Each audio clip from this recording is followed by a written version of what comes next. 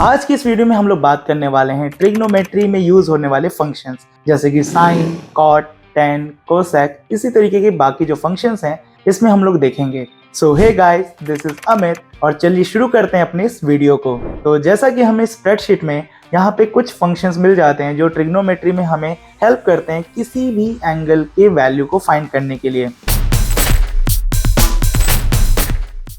तो जैसा कि आप यहाँ पे देख सकते हैं कि मैंने पहले से कुछ डेटा यहाँ पे बना के रखा हुआ है।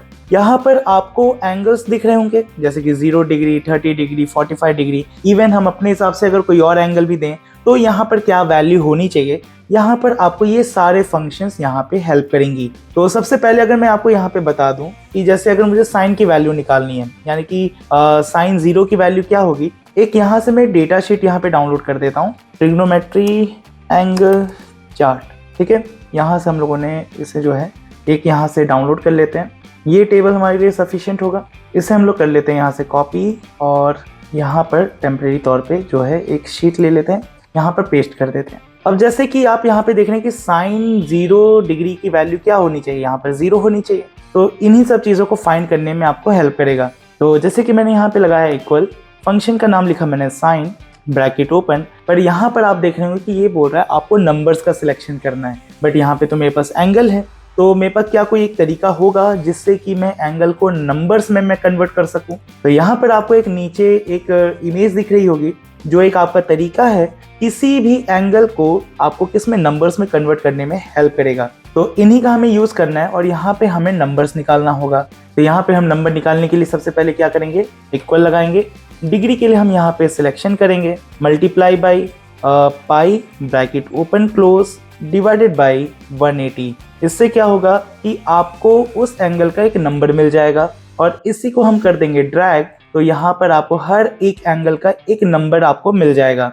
इससे क्या है कि अब आप जैसे साइन की कोई वैल्यू निकालना चाहते हैं कि जैसे देखिए equal sign bracket open numbers बोल रहा है, तो मैंने यहाँ पे नंबर का सिलेक्शन किया, ब्रैकेट क्लोज, एंटर।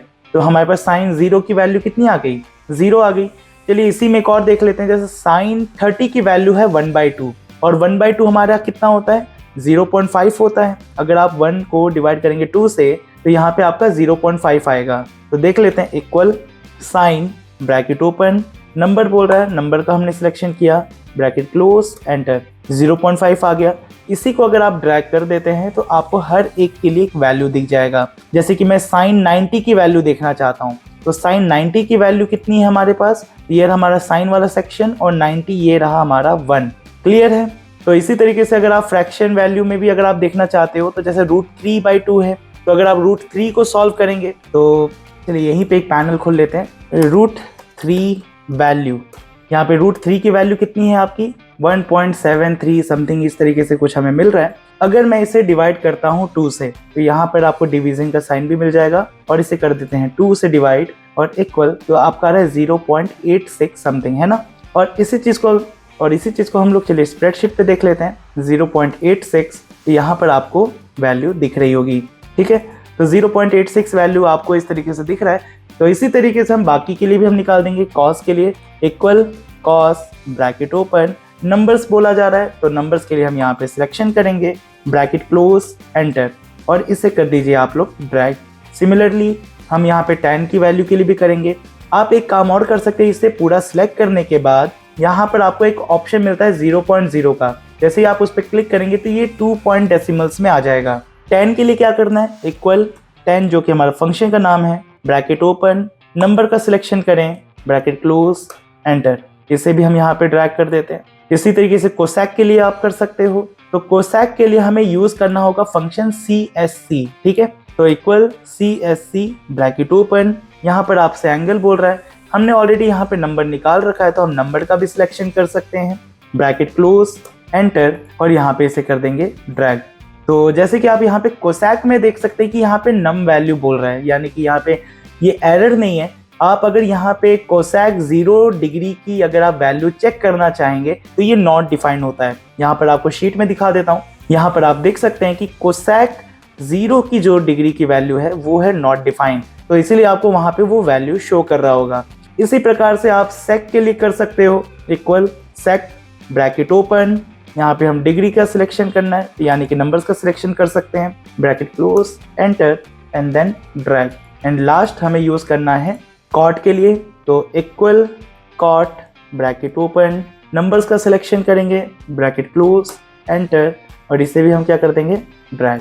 और इन सभी को अगर हम चेंज करना चाहें तो यहाँ से हम चेंज कर सकते हैं, बट इस तरीके से आपको वैल्यू शो हो जाएगा।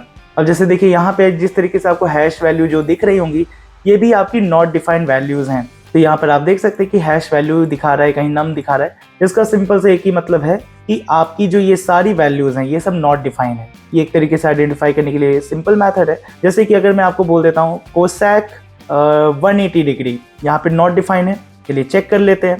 इस सीट पे आ जाते हैं और इसमें आपको दिखा देता है, ये रहा हमारी कोसेक वैल्यू, कोसेक में ये रहा हमारा 180 डिग्री। जैसे अब यहाँ पर आप देख सकते हैं कि 90 डिग्री ये है और 10 की जो वैल्यू है, यानी कि 10 90 डिग्री आपकी नॉट डिफाइंड होनी चाहिए। तो यहाँ पर आप देखो 10 है और ये 90 डिग्री है, यानी कि आपकी ये वैल्यू नॉट डिफाइंड है। तो इस प्रकार से आप ट्रिग्नोमेट्री रेशियोज को पता कर सकते हैं एक बेसिक से फंक्शन से। सो आई होप कि ये कॉन्सेप्ट आपको क्लियर हो गया होगा। मिलते हैं एक और नई वीडियो के साथ, एक नए कॉन्सेप्ट को लेकर के आएंगे। तो आज की वीडियो के लिए बस इतना ही, तब तक के लिए बाय बाय।